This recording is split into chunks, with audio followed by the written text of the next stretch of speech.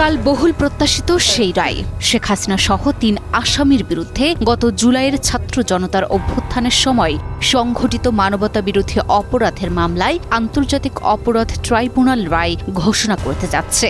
অন্য দণ্ডে দণ্ডিত সাব্যস্ত হলে নির্বাচনে অযোগ্যতা কিংবা ভোটার তালিকা থেকে নাম বাদ দেয়া তো থাকছেই, সাথে মানবতা বিরোধী অপরাধের মামলায় দোষী প্রমাণিত হলে পেতে পারেন আরও বড় কোনো সাজা। সর্বোচ্চ সাজার প্রত্যাশা প্রসিকিউশনের। কি ধরনের শাস্তির মুখোমুখি হতে পারেন শেখ হাসিনা? কি আছে তার ভাগ্যে? দেশ জুড়ে চলছে তীব্র উৎকণ্ঠা। জুলাই জুড়ে সারা দেশে যে হত্যাযজ্ঞ হয়েছে তার সবগুলোর বিচার করা সম্ভব ছিল না আন্তর্জাতিক অপরাধ ট্রাইব্যুনালের।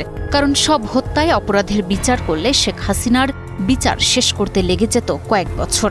এ কারণে দেশ জুড়ে হাজার হাজার হত্যাকাণ্ডের মধ্যে থেকে বেছে বেছে সবচেয়ে ভয়াবহ ও প্রমাণ সমৃদ্ধ 5টি ঘটনাকে অভিযোগ হিসেবে উত্থাপন করা হয়েছে। সুনির্দিষ্ট এই 5 অভিযোগের মাধ্যমেই সাবেক এই প্রধানমন্ত্রীর চূড়ান্ত রায় দেখবে গোটা বিশ্ব। ওই 14 তারিখ রাতে তিনি তৎকালীন ঢাকা বিশ্ববিদ্যালয়ের ভিসি মাকসুদ কামাল সাহেবের সাথে ফোনে কথোপকথনে আন্দোলনকারী ছাত্রদের উপরে নির্যাতন এবং নিপীড়নের আদেশ এবং নির্দেশ এবং উস্কানি প্রদান করেন। তারই ফলশ্রুতিতে আবু সাইদ সহ 16 তারিখে 6 জন ছাত্র জনতা নিহত হন। এটি একটি অভিযোগ। আন্দোলনরত ছাত্র জনতার উপরে মারণাস্ত্র অর্থাৎ লেথাল ওয়েপন ব্যবহার করার নির্দেশ দিয়েছে। এর মাধ্যমে সারা দেশব্যাপী লেথাল ওয়েপন ব্যবহার করে 1400 ছাত্র জনতা নিহত হয়েছেন, হাজার হাজার ছাত্র জনতা আহত হয়েছেন। এটি এই মামলার দ্বিতীয় অভিযোগ। তৃতীয় অভিযোগটা ছিল রংপুরে আবু সাইদকে হত্যা। চতুর্থ অভিযোগটা ছিল চাংখারপুলে শহীদ আনাস ইয়াকুব সহ 6 জনকে হত্যা। পঞ্চম অভিযোগ ছিল আশুলিয়াতে 6 জনকে হত্যার পরে তাদের লাশ পুড়িয়ে দেওয়া। এই 5টি অভিযোগে আমরা ফরমাল চার্জ সাবমিট করেছিলাম। চার্জ হিয়ারিং সেভাবে করেছি। এই 5টি অভিযোগে আদালতের চূড়ান্ত ঘোষণা ঘিরে দেশজুড়ে টান টান উত্তেজনা। দেশজুড়ে জোরদার করা হয়েছে নিরাপত্তা ব্যবস্থা। এদিকে মানবতা বিরোধী অপরাধের সর্বোচ্চ শাস্তি হল মৃত্যুদণ্ড। প্রসিকিউশন বলছে যে 54 জন সাক্ষী সাক্ষ্য দিয়েছেন, যে যুক্তি তর্ক ভিডিও অডিও তারা দিয়েছেন তাতে শেখ হাসিনার সর্বোচ্চ সাজাই প্রাপ্য। এদিকে প্রসিকিউটর গাজী MH তামিম বলেছেন নারী হলেও তিনি বিশেষ কোনো সুবিধা পাবেন না। রায় প্রদানের ক্ষেত্রে আসামি নারী হোক পুরুষ হোক, তিনি তার অবস্থানে থেকে কি অপরাধ করেছেন সেই অপরাধের গ্র্যাভিটি বিবেচনা করে শাস্তি প্রদান করা হবে বা মামলা প্রমাণ না হলে খালাস প্রদান করা হবে।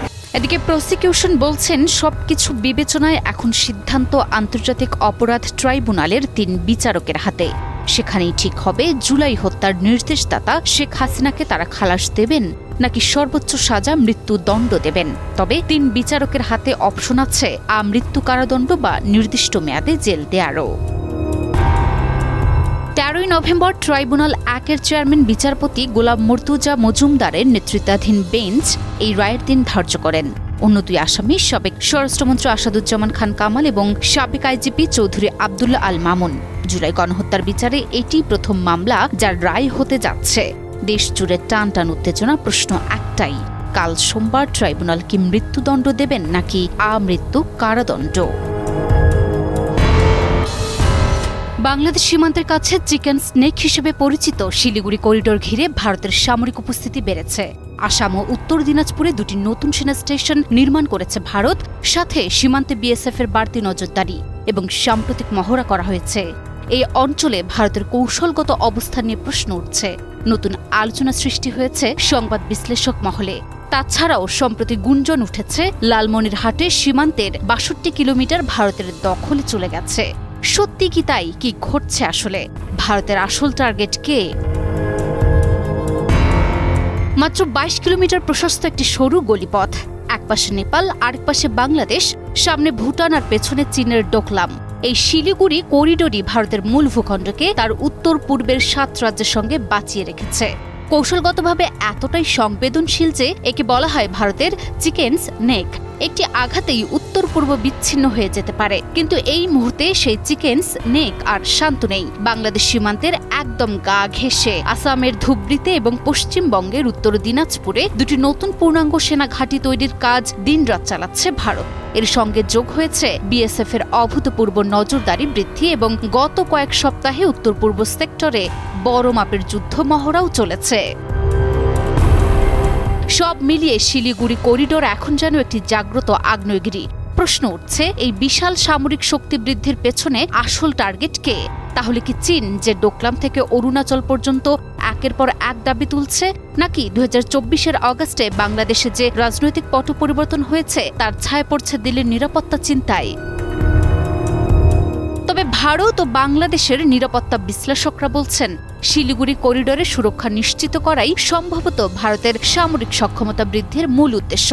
একই সঙ্গে বাংলাদেশে রাজনৈতিক পট পরিবর্তনের কারণে নতুন ভূরাজনৈতিক প্রেক্ষাপটও এই সামরিক তৎপরতার পেছনে একটা বড় ভূমিকা রেখেছে।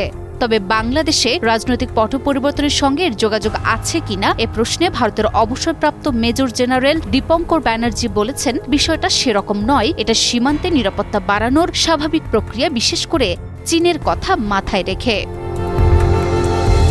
এদিকে সম্প্রতি সামাজিক যোগাযোগ মাধ্যমে তোলপাড় সৃষ্টিকারী একটি দাবি হল, লালমনিরহাট সীমান্তের ৬২ কিলোমিটার এলাকা নাকি ভারতের দখলে চলে গেছে।